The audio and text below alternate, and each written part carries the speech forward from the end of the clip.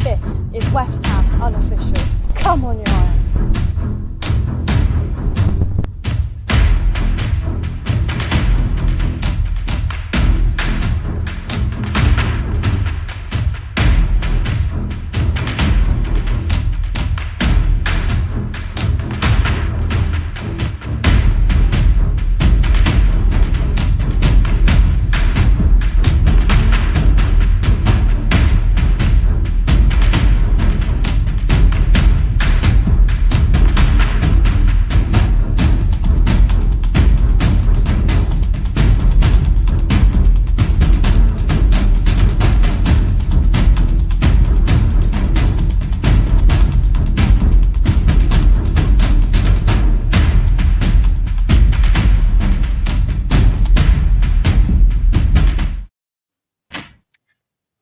Welcome back to West Ham Unofficial. I hope you are well. A little bit of a weekend of sport roundup. Not any Premier League football going on, but still plenty of sport to discuss. I'm joined by two regulars. Mike, how are you? Yeah, not too bad, mate. Yeah, back from a week away, so should be refreshed. But Monday morning before I know it, won't it? Back to work. Yeah, it certainly will be. And we are joined by Sean, as always. Sean, how are you? Yeah, really good. Thanks, mate. Not bad at all. Not too bad. Yeah. Well, let's get straight on in with it. We're going to start with the fight from last night. Tyson Fury. I think, well, to be fair, I don't know much about boxing, but I thought he'd beat him, to be honest with you. And he did beat him. I got this morning and went, yeah. I thought he'd beat him. Sean knows a bit more about boxing than I do. So, well, Sean, firstly, what did you make of the fight on the whole? Well, I wouldn't say I probably know a lot more than you. I just enjoy watching it. That's about it. It was a very entertaining fight. I think they're calling it a modern day classic. I know we've had the AJ years and a few other Fury fights, but I think the heavyweight division, I think since probably Lennox Lewis packed in, hasn't really had like his glory years like it used to. So fights like this, the AJ fights can be a bit one-sided when he wins and he loses, to be honest. But this one, it was the best of the three fights they've had, probably. I know Fury cleaned him out in the second quite quick and he was quite devastating, but in this third fight, it was really good. But fair play to Wilder. He come out, he gave it a real go. I think Fury knocked him down for the first time in the third round, I want to say. And then he thought he was taking charge, and Wilder come out and knocked him down himself twice in the fourth. Yeah. And then I don't know if he'd have finished off Fury, but the bell sort of almost went as soon as Fury got up the second time. And then almost from that time on, I think Wilder come in the heaviest he's ever been. And he looked hard. Remember in the last fight, he looked out on his feet after about 5 rounds? He was a little bit better, but by round 5, that extra weight was taking its toll a little bit. And then it was like the second fight. You're almost waiting for it to end. But yeah, it was pure entertainment. And the way Wilder is, well, he's always been the big hitter, hasn't he? Like, he floored Fury with the last punch of the fight, more or less, the first fight. If you were watching that in the early hours, you wouldn't have thought for 1 second he would have knocked Tyson Fury down twice in the fourth round. So he can be a bit wild, but he's got that devastating punch where even though he was getting tired in the 8th and the 9th and the 10th round, you thought he's still catching Fury a bit. Maybe a bit of the power was going off, but yeah, it was brilliant. You can't fault Fury, can you? No, you can't. Mike, what did you make of it? Yeah, I've only seen clips, bits and pieces, but yeah, I mean, you've got to give it to Fury. He's got up again, doesn't he? You know what I mean? He's been put down a few times and he's just gets up again and keeps going. So good on him. Yeah. I thought he'd win, to be totally honest. But like I say, Wilder, he's got a punch. There's no doubt about that. He's put him down, but I mean, I haven't seen the whole fight yet. I'm looking forward to watching it through. But it sounds like a bit of a classic. Definitely. Let's see who's in the chat. Pete, I hope you're well. Lawrence is in as Nick. Who does Fury fight next? Too good for AJ. Sure, yeah, you'd think so. I mean, Sean, is there anybody at the moment on Fury's level? Well, the mandatory opponent is Dillian White, another Brit. Yeah. But the word mandatory usually counts for nothing when people open a checkbook. So it should be Dillian White. I know Eddie Hearn's been, because obviously Eddie Hearn's got AJ and Dillian White. So you sort of see him encourage the WBC to give White his title shot, but you really know he wants his cash cow AJ to have the fight. Do you know what I mean? But it'd be Dillian White, and I think most people would think it'd be the winner of the rematch of AJ and Usyk. I think triggered the rematch clause today, I think, but I don't know. Obviously, Fury has his mental health sort of issues where he needs to keep active. If he's not active, he'll struggle, and then he could lose concentration. I do wonder. Obviously, after these Wilder fights, the Dillian White fight doesn't sound like a huge fight, does it? Really? Yeah. And I'm sort of wondering, even putting myself. It's hard to put myself in his mind, but if you're saying, right, your next fight's against Dillian White, a title defense, is he going to fill up for it as much? I don't know. I wouldn't surprise me if you don't see him in the ring again for 6 months at least, and then obviously usually money talks in the heavyweight division. Yeah, eventually. Yeah. Yeah, definitely. Mike, were you surprised when you got up and saw the result, or were you, was there always something in you expecting Fury? Not at all. I expect him to win. He didn't look 100% fit, did he, really? I mean, he was carrying... I know he's a big lad, a real big lad, but, I mean, he didn't look in brilliant shape. I've seen him in better shape than that, but, hey, he's still good enough to win that fight, so fair dues to him. Yeah, definitely. Do you think was in the fourth round, Sean, were you thinking, oh, Christ, Wilder's got Fury where he wants him here? Well, they say Wilder's one of the biggest hitters ever, so he's up there with Mike Tyson's with the one shot. Yeah, he knocked him down once, and you could see Fury. Not his legs didn't go, but when you've been hit, you struggle to get your guard up, and then he hit him again. He went down. The camera went him on the floor, and rather than looking concussed, he looked more frustrated. Like, here we go again. I got to get up. And like I said, I don't think he would have finished him because, well, Fury's been knocked to the floor 3 times by him now. He's got up every time. Yeah. So based on that, I don't know if he can knock him out. But the bell did sort of save any third onslaught. Do you know what I mean? He got from the second one. I think he was up about 2 seconds, and the bell went. After that, sometimes they come out on the follow-up round to finish the job, but I think Fury's recovery is so quick. Like, I remember in the first round, in the last 10 seconds, when he got floored, he got up and he was still coming to attack. He wasn't like hanging on. So his recovery is just so quick, even being hit by probably the hardest puncher in the division. So, no, I think he'd have been fine no matter what. Yeah. Mike, by the sounds of it, Tyson Fury just needed that little bit of luck where he was under pressure, been knocked down a couple of times, just for the bell to ring and for. I think he did there. Yeah, I watched a clip back of that. That did come to help him, but overall, I think from what we've seen, he deserved it. So good on him. Yeah, definitely. Let's see who else is in the chat. Sharky, I hope you are well. Sharky says, I watched the fight a few hours ago. It was very good, but Fury was a cut above. Definitely. Trev Tube, I hope you are well. Fact of the day, Fury can't be knocked out. He's a machine. He certainly can't be. Scott, Super Chef, I hope you're well. And Daniel's in as well. Wilder got the breaks. Beating off Big Dosser. But there we go. Pretty convincing 11th round knockout for Tyson Fury to see him off. The other bit of the other main bit of sport that took place this weekend, I can't lie, I didn't watch it. I watched the darts because we all knew we were going to win. England 5, Andorra 0. It was just by how many, Mike? Yeah. I mean, it's like playing a national league team, isn't it? I mean, some of them players are playing League 5 in France or whatever. I mean, level 5 in France. I mean, we could play probably our 4th choice team and still beat them. Should still beat them.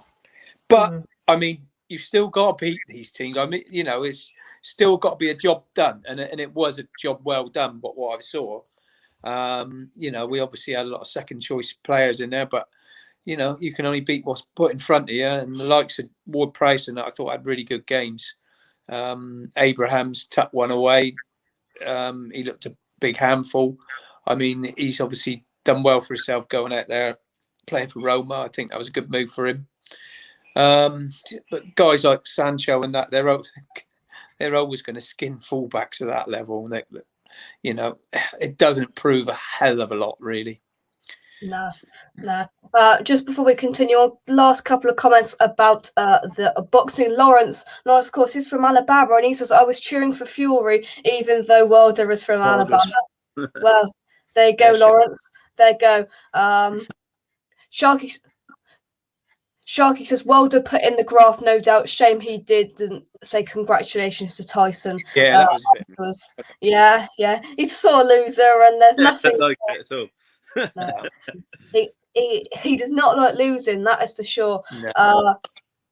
Trev Chew says, in my opinion, Wilder is pretty poor. He has a devastating punch, but inadequate boxing skills. Put him in any other era, and he doesn't go anywhere. Fury is very good. Delighted for him. With Wilder, obviously they don't know. I think he's 33 now, so he's got a decision to make now where he goes, because most of his career, I think, did he have like about 10 or 12? No, I think it was 10 or 11 title defenses, WC champ. Now he's lost 2.5, 3 fights with Fury. He's like, where does he go? He does look weird. He's a weird fighter. He's got awful stance. His footwork's terrible. Yeah, he looks like a drunk man coming out of a club, but he's you know what I mean? But he's got that punch, and that I wouldn't be surprised if he beat like Joshua. That wouldn't surprise me at all. Like Joshua's there to be hit, and Joshua can't take a hit. Do you know what I mean? Seen it with Ruiz when Ruiz when he lost the title. Yeah, Wilder catch him harder than him. So I don't care a lot for Wilder, and his arrogance probably should have been forgotten last night a bit more gracious, but it's worth keeping an eye to see where he goes now as well. Yeah. Just hand us the World Cup already. Sharky says the game was pretty dull, but England got the win. That's all that matters. Sean, what did you make of it? Oh, good dear. Well, I think there's always a bit of, whenever we play a team like this in San Marino, there's a bit of discussion whether they should have to pre-qualify, don't they? And then other people say, oh, it's tradition, blah, blah, blah. But if we're going to keep it the same, we do wonder whether they can, like every single group in these qualifiers have got a bottom seed in it, okay? I do wonder whether UEFA and FIFA can put these bottom seed games on the same sort of weekend or the same date, where maybe the countries have got the option to not send the full strength squad. Do you know what I mean? Like, when are they playing again? Is it Tuesday or Wednesday or something like that? Yeah, midweek. Yeah. I know it's all short notice, but playing Andorra on a Saturday night, missing the whole Premier League schedule for that game, if they rejigged it, like they say we play whole Premier League on a Friday night, the team go off on a Saturday, then they play Hungary, whoever we've got on Wednesday, and they could maybe group the bottom seed ties on a different weekend, do it all in one go. Then the team like we sent last night, like I think Southgate was pretty clever, really. When you look at I think Trippier was captain. He's been in the squad a long time, and he's done brilliant in Spain. Believe it or not, John Stones hasn't even kicked the ball yet this season in any competition for Man City. I think Chilwell was starting the Premier League game for Chelsea, and that was in the last one at Southampton. You've got Cody. Probably he's not a bad backup. He's probably not gonna. He's not good enough really when it comes to the latter stage of he was starting the competition. Ward-Prowse played well. Someone like Ward-Prowse and who's the lad that you had on loan? Lingard. Yeah. Again, they're not going to. I know Lingard was in the team a few years ago. They're probably not going to be good enough if we want to ever win anything. But I think Southgate's I think they both got dropped out of the squad, didn't they, just for the Euros? Yeah. So he's almost. It's not like a token cap, but he wants to keep everyone on side, look after everyone a little bit. Also, with Sancho, he's been pretty terrible for Man U. So he's chucked him in, like you said, playing against the fifth league right back or whatever. Yeah. You know what I mean? So he's quite clever and bringing in Tammy Abraham. He's done well in Italy, and I think I haven't been his biggest fan, but a league like the Italian league where a target man that hasn't got bundles of movement, it kind of will suit him. Like, remember Edin Dzeko, like he's still playing up front over there. Yeah. You know what I mean? And just it's the right time to bring him in. His confidence is high. I don't think Abraham or Watkins are going. They don't fill you with excitement, do you? Like, I know Kane's probably not in his best run of form, but if Kane twisted an ankle on that plastic pitch last night, sensibly didn't pick him, and they had to start against the Poland and then going on. Yeah. You would think we could be in trouble here, but he chose the right time to play a few of them. I know Grealish got his first international goal, but yeah, I just wonder whether they all need to be out there at the moment. Do you know what I mean? There's got to be a way. Like we're doing this. I call it nonsense again in November. So we had a triple header in September. We got a double header now in a month's time. I think it's November the 12th or something like that next game. We're doing 2 more, and I know COVID has sort of messed up the whole international program, and league program. But I think they could all work together a little bit better. Like again, like my club Tottenham, we've got 3 or 4 players in South America again now. Mm-hmm. They bent the rules so they haven't got to be missing 2 weeks, but I think they're all missing Newcastle at the weekend. Well, Mike, this is the starting lineup that we put out, and I was just looking at that. Realistically, you've probably got Phil Foden, Bukayo Saka that are realistically going to start in the first team there. Maybe it just depends what Gareth Southgate's feeling like, Mike. Yeah, that's the only 2 I think that would be in his first 11 out of those. And then even those, I think Foden deserves a chance now. I'd start Foden. He'd be in my first 11 for England now. He showed me enough. And last night, I know it was maybe easier to pick holes in their defence and pick out passes. But I think that guy deserves a chance now. I really do. Like I said, I think, all the guys that come in and did their job, the likes of Ward-Prowse and that, he's knocking on the door. If there's injuries, he'll get in. Like Sean said, I don't think Cody's quick enough. He's a great passer of the ball and a great organiser. He's good in a back 3, but for me, he's not. I wouldn't have him in a back 4 at all for England. I think there'd be other players coming in front of him, the likes of Mings and that. Yeah. Just before we continue on with comments and talking about the game, please check out our channel sponsors, SRM Carver and Son, by using the link in the description down below. Our fantastic channel sponsor here on West Ham Unofficial are SRM Carver and Son.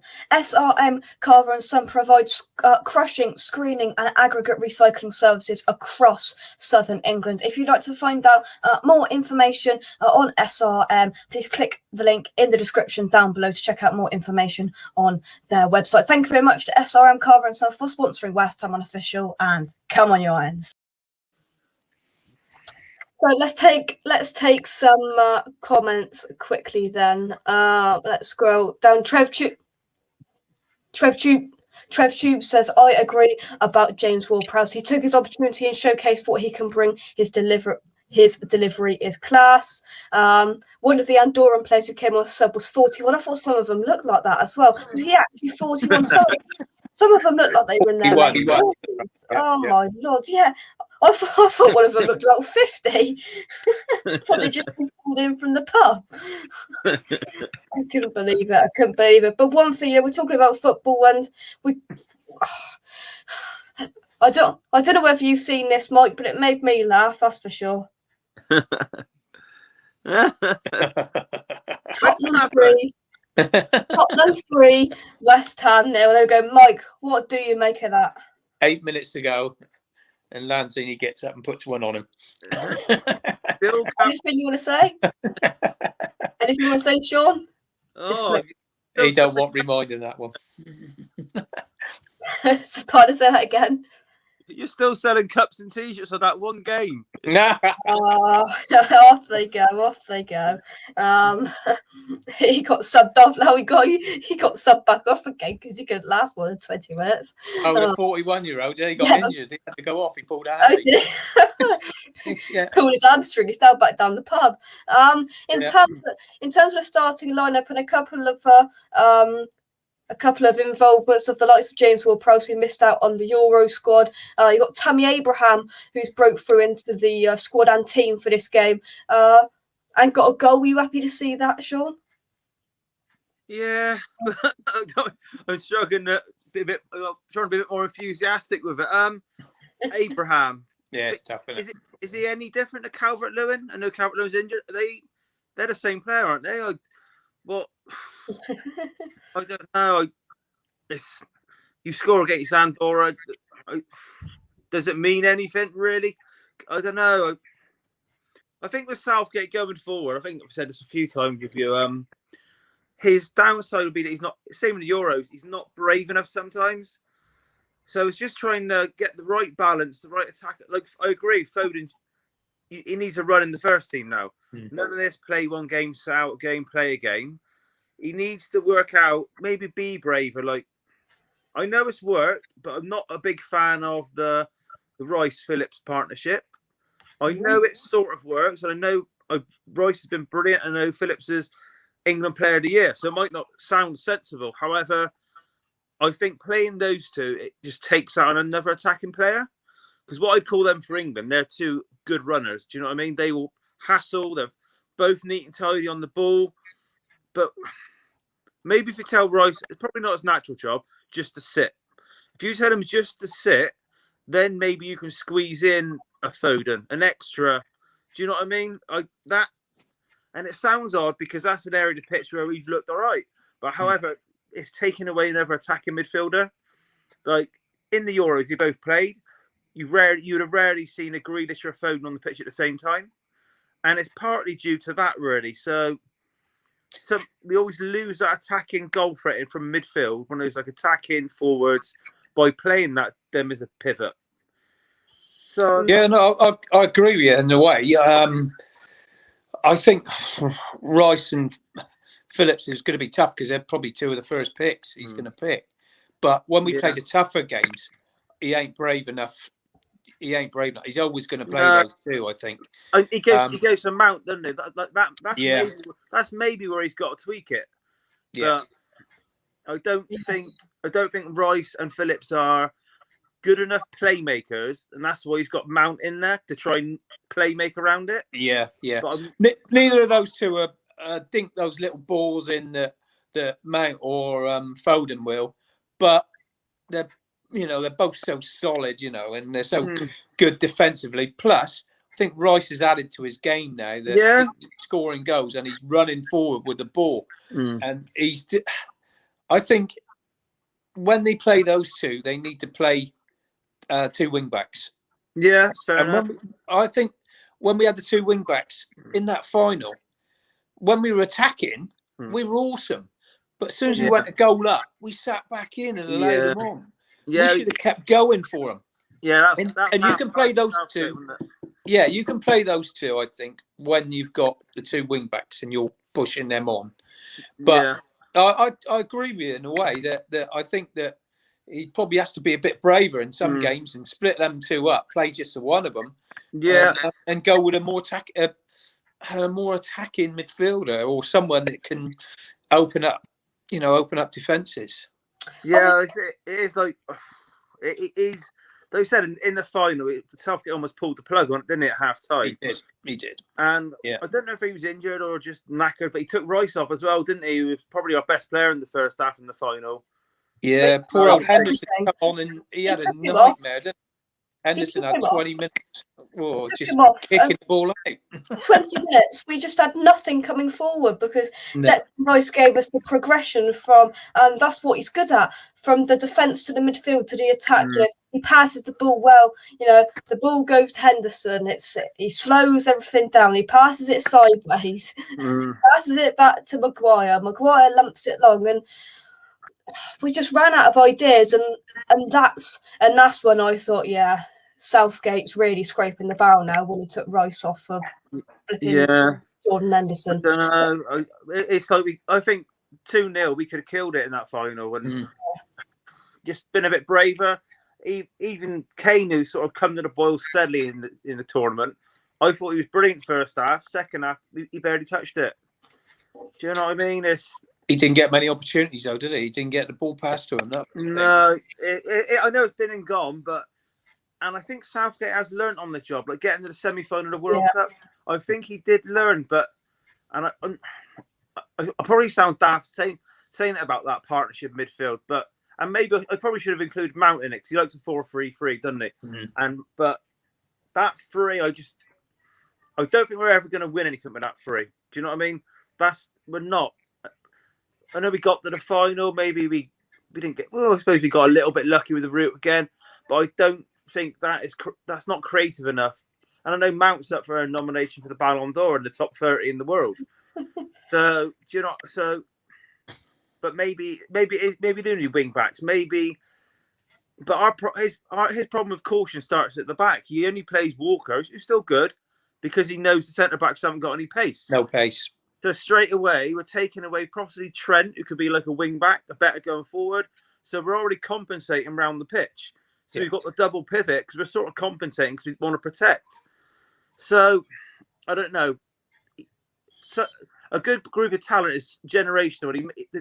I know a lot of them are young, but he won't get this group for long. No, he won't. Do you think now that the World Cup could be coming at the right time? Because do you think the players and ultimately Gareth Southgate might have matured in a way to, it's harder to win the World Cup because you've got, you bring Brazil and Argentina, you bring all of these other teams into the picture as well. But do you think the World Cup could come at the right time now and we could go far in it? Mike, I'll come to you first. Yeah. I think a lot on it depends who we've got fit as well, doesn't it? I mean, we have got some. We need players. We need Kane firing on all cylinders. We need the likes of. I think Trent was a big miss for me. I don't think he's the greatest fullback, as in defensive fullback, we've got, but his delivery. I mean, and his getting forward. I think he can create so many chances for us. We needed him fit. We needed Kane banging goals in being confident. So it's all about. Yeah, you're right, Jake. It's about timing. It's about people being, in the right sort of form and people being in the right sort of fitness. I think there's a good bunch of young players there that, can grow together and they can get better. But Southgate, like Sean's saying, I think he just needs to be a bit more braver. Yeah. Same question to finish off, Sean. Do you think that we will perhaps be up there in the mix with the likes of, Tony Dot puts it, you got France, Italy, Spain, Portugal. Do you think we can be up in and around there again? I think probably not. I think we've had the Euros are actually often quite more difficult to win. Yeah. You don't get your junk in the tournament. Do you know what I mean? You get a group of four and there's very rarely a rubbish team in amongst it. I think Scotland was about as bad as we got, and we struggled to get a point against them. The problem, it's all going to be on the preparation of how the FA prepare for this one, because don't forget, it's next Christmas. That's the problem, isn't it? It's going to be in 40-degree heat. I don't know whether they air conditioning the inside of the stadiums. I think I heard they were doing that. That's going to be a strange one. Traditionally, I think European sides do poor when the World Cup's outside of Europe. They get to the heat. It brings in the Brazilians and the Argentinians, and they thrive. I don't think we've got... Well, we have got a talented team, but like I said, preparation. I kind of... Maybe who have we got on the squad that's been there more? It looks like Henderson and that. I was a little surprised he didn't pack it in after the Euros. So was I, yeah. I know he's not... How old is he now? 33, 34, something like that, possibly. Yeah. They say... I think Roy Keane hit the head with him. The people said he was good around the place, and Roy Keane said, what does he do? Party tricks? Do you know what I mean? 31 is. 31. Well, I suppose he's got... So maybe a bit young to retire, but he went half fit to the Euros. He's hardly played all season for Liverpool, and they took him. And now it looks like he's not retiring. So that he's obviously hoping to go to the World Cup. He's at Liverpool, so he's probably nailed on to get on the plane already. I don't know. I just think I did watch the under-21s the other day, and there isn't loads of players there. You'd think there's a few might push in. So what you're seeing now will probably be the bunch. Yeah. So the FA and Southgate have got sort of, they know the World Cups and they know how the Premier League season is going to work. I can't remember how it is now, but obviously they're going to do it different, have like a big winter break. Yeah. They've got to now start working with clubs, preparing players, even now. Because in Qatar, in these sort of stadiums, I don't know what the country's going to be like for even like they go to a hotel. Don't know what that's going to be like over there. Are they going to be able to take families? Are they going to even be able to leave the resort? It's going to be a bit of an unknown. It's going to be a very strange one, and some countries that go there just won't adapt to it. It's a complete left wing tournament. My guess would be, being from England, I can see us struggling a little bit there. We'll probably get out the group, but I don't see us getting to the latter stages. And we did get an absolute creamer of a draw in the last World Cup, didn't we? Yeah. All did a semi. You don't often get that twice. Brazil usually get the creamer. I don't know if they backhand it for the sponsorship, but it's down to the FA and Gareth Southgate how they prepare it. It's going to be a tricky World Cup. And the games, don't forget, here will be something like 10, 11 o'clock at night every game. So yeah, I know. Yeah. Oh dear. Sean, thank you very much for coming on tonight. No worries at all. Chat again soon, buddy. Cheers. Cheers, Sean. See you, mate. Right then, so we're going to take some comments and then we're going to get into like a little bit about West Ham's international break so far. Does that sound good? Yes, sounds good to me, mate. Oh, all righty then. I'm going to scroll. I'm going to scroll up the chat. Good evening, the disabled team. Good to see young Jake back with a smile. Yeah, I'm getting there. Nearly back to 100%. Thank you very much for all of you asking. I can't wait for club football to return, neither can I. Yeah, we've got the Football Content Awards on Thursday night, so I believe it will be confirmed we'll be live between about 7 or 7:15 on Thursday night, because I've been told that the category I'm in is supposed to be announced at around 7:30, so we'll do a bit of build up, and if I win it, Mike, we'll have a party. Too right, mate. So everyone, like and hit that bell icon so you'll be notified. Ding it. Hit that bell icon so you'll be notified when we go live because you'll see the live reactions. Yeah, I'm not expecting to win it, but if I do, it's going to be a flipping good show. Trev Tube says, I need to look into if I have any Andorran heritage. There might be an international cap waiting for me. Yeah, I could do one half before my Harry goes. That's comment of the show. Brilliant. To be fair, you probably could, Trev Tube, and the state of some of their players they put out the other night. Flipping out, I'm looking at the ball up there as well.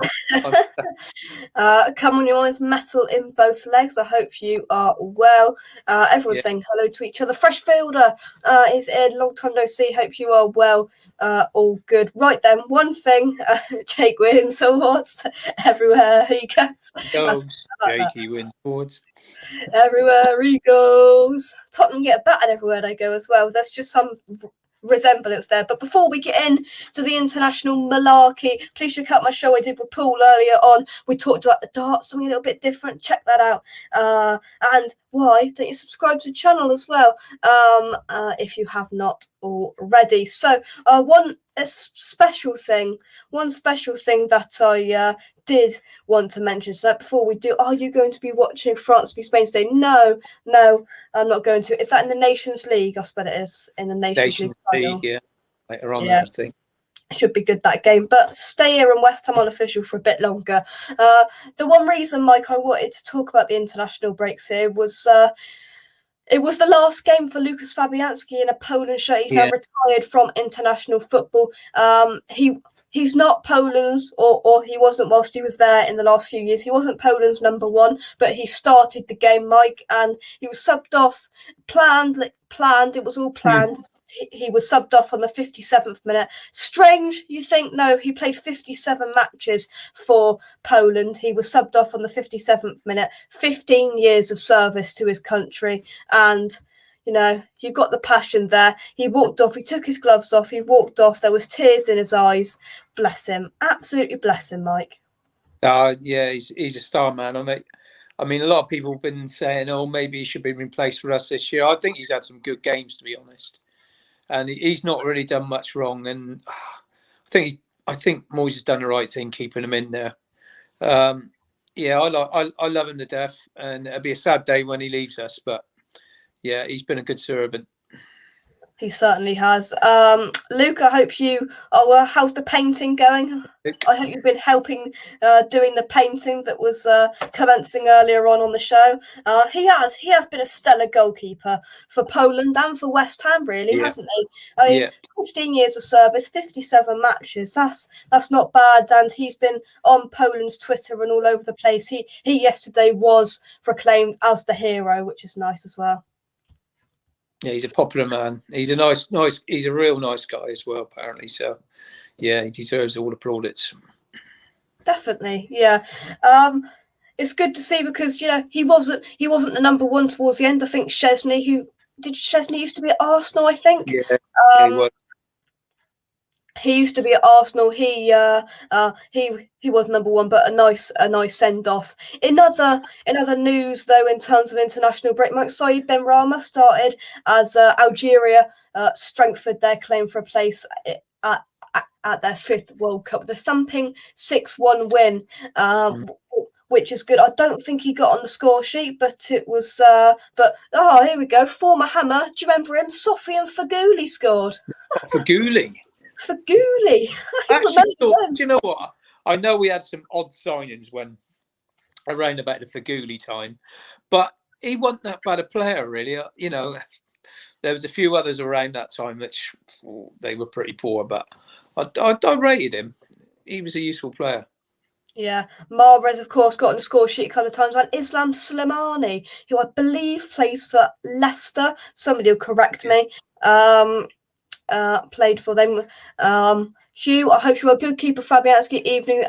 Though he played for Swansea, he did play for Swansea. We had an afternoon of Lego and scootering up the park. God, I miss West Ham. Oh, you love it, really, Luke. We all know you love it. Don't hide it. In other news, Nikola Vlasic also started, Mike, in a victory as Croatia maintained their place at the top of Group H with a 3-0 win over Cyprus. Didn't get on the score sheet. He's not really impressing West Ham fans at the moment, is he?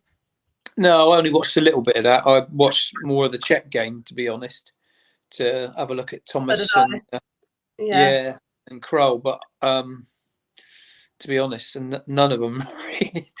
I didn't think any of them really had a great game.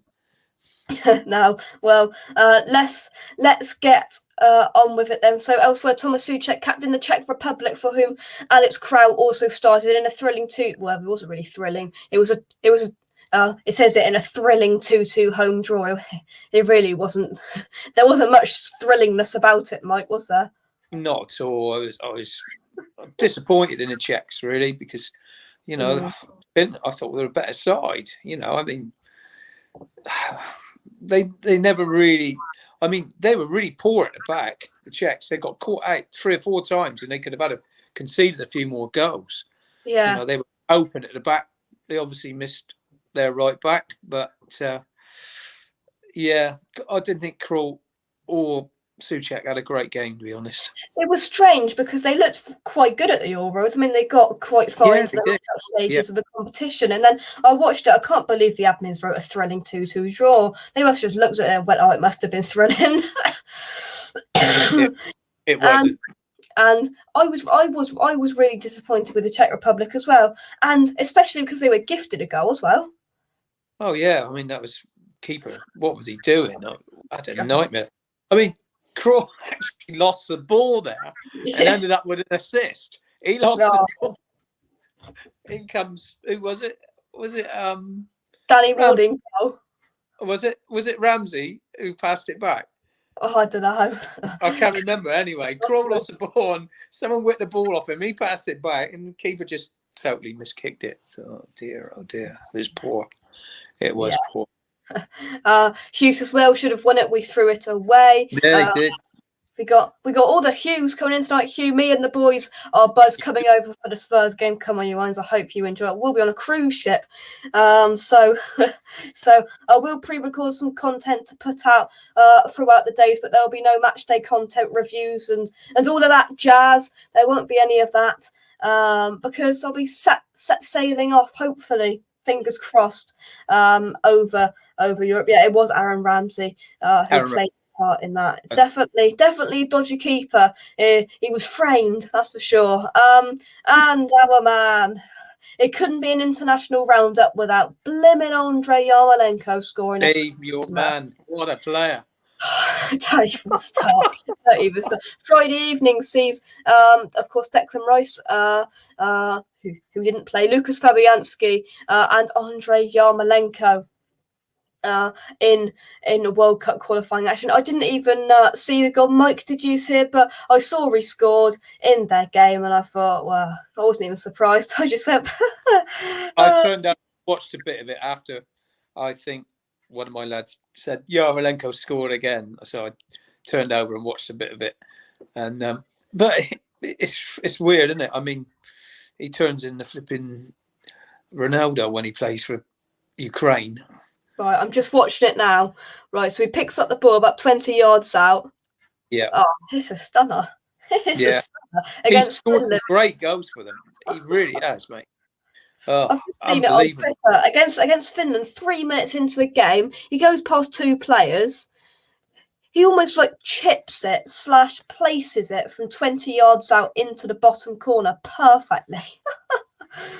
He was in that exact position 2 times in a row, 2 weeks running, and he put it like 20 yards over the bar. Yeah.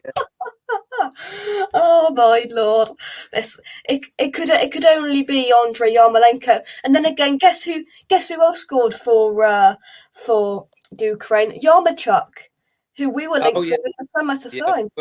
We were linked with him. Yeah, you're right, mate. Still, you never know. Fornells might come on tonight and score as well. Yeah.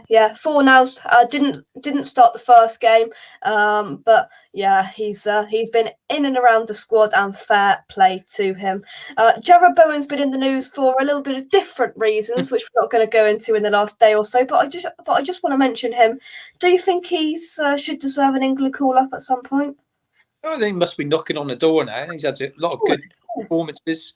Yeah, he can't be far off it, Jake. I mean, a couple of injuries. He might need a couple of injuries to get in there, but yeah, he stands a chance, mate. He's got to start scoring a few more goals. He's gotten some great positions. He's had some good games, but he needs to start putting some numbers together. Yeah. Luke sums it up perfectly. Yarmolenko was a West Ham player of old. All the talent in the world, but can't be asked. He just can't. But yeah, but honestly, like Luke's saying now, I mean, the guy's fighting back and winning tackles as a right back for the Ukraine, and you don't see that for us. I mean, you'll see him just pottering about, don't you? But I mean, he's just one of the main men. I mean, they just play everything through him, you know. Oh yeah, he's captain. Credit where credit's due, though. To be fair, he did play all right in the Europa League game, but that's his level. He did. Yeah, he did. One positive note: our next game is against Everton, and one of his only cracking goals for West Ham came against Everton, and I believe it was a 2-1 away win at Goodison Park. So maybe, you know, if we need something, he likes Goodison Park. I don't know whether it's like the name of it or whether he likes the grass, whether he likes the colours. I don't know, but you never know. He might come up wonders again at Goodison Park. But our main man, Declan Rice, wasn't involved, which I was thankful to see, Mike, against I forgot who we played now. Andorra. I was chuffed to see that he won in that team, especially playing on a plastic pitch. I mean, they're renowned for people getting injuries on. You know, I never liked playing on those things myself. I mean, it just, with dodgy knees, it was never great. But I was so glad to see him sitting out that game. I just hope he gets through the one in midweek now. Yeah. Bowen for England, no chance. Look at that squad, lads. If you look at the Premier League this season, now this will never happen because it's club biased. If you look at this, who's been the better player so far this season, Mike? Neutrally, Jadon Sancho or Jarrod Bowen? Well, Sancho hasn't really had much of a chance, has he? No. To be totally honest. He hasn't played. So Gareth Southgate's got to look at it, hasn't he? Gareth Southgate's got to look at in-form players. Surely he can't just stick to players who are out of form. Yes, Jadon Sancho played all right last night, but if he didn't, he was in trouble because he played against a National League right back. Mate, honestly, Yeah, it's like Lingard. I know he's come on and scored against us, and he's had a couple of little moments for Man United this year, but he's hardly had any game time at all. John Stones, I don't think he's kicked the ball for Man City. No, Sean said it earlier on. He hasn't. The same. Chilwell, yeah, I think Sean said it earlier. I think Chilwell, I should know because I've got him in one of my fantasy teams, which you can't change, you know. Oh. And he scored one goal, played about 30 minutes. I mean, yeah, he's hardly had a kick. So I don't know. It's difficult. I mean, that was the sort of games to get those players in and play them in, admittedly. But you know, when there's other players playing better than these guys, well, surely they deserve a chance. Exactly. Bowen needs goals. It's slowly coming into his game. He's slowly coming into his game. I think Sharky says, I don't think Bowen is good enough at the moment to get a call up. He's only going to get better. Let's see. I'm just interested. I have no idea how old he is. Jared Bowen is 24 years old. So, you know, in the next couple of years, and in the next couple of years, he's coming into his prime. And I've been his biggest fan this season because I thought he's been exceptional. So, you know, anything could happen for Jared Bowen. It's got to be on the cards if he keeps on going like this for the rest of the season and adds the goal side of things to his game. Yes, like I said, he needs the numbers now. He probably needs to hit sort of 12, 15 goals this year. Yeah. For him to have a chance, realistically. But you know, he keeps playing well. You know, chances have come for him. There's plenty of games in there, so you know, maybe he'll get a chance. But he's down the pecking order at the moment. Yeah. Luke says England B team in the old days for Bowen.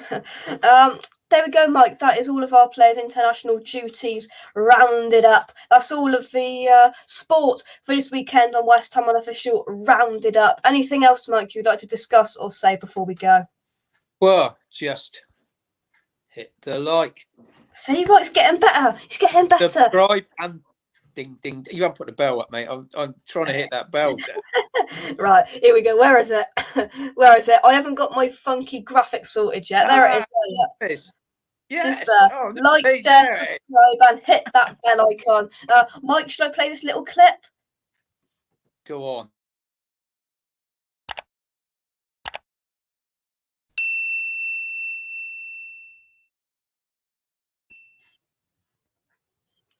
That is what you've got to do. That is what you've got to do. That sounded like a song there. Like, subscribe to West Ham Unofficial. I'd like to say a huge thank you. Yeah, Craig Dawson needs a call up. We haven't even talked about him in today's show. We talked about him earlier on. Great Craig.